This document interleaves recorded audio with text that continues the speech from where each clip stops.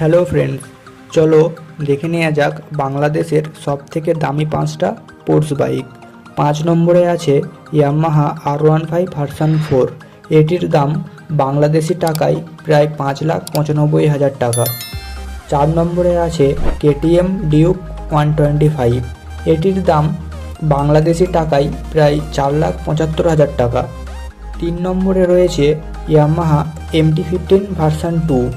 এটির দাম বাংলাদেশি টাকায় প্রায় 5,25,000 টাকা।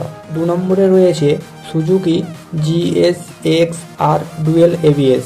এটির দাম বাংলাদেশি টাকায় প্রায় 4,67,000 টাকা।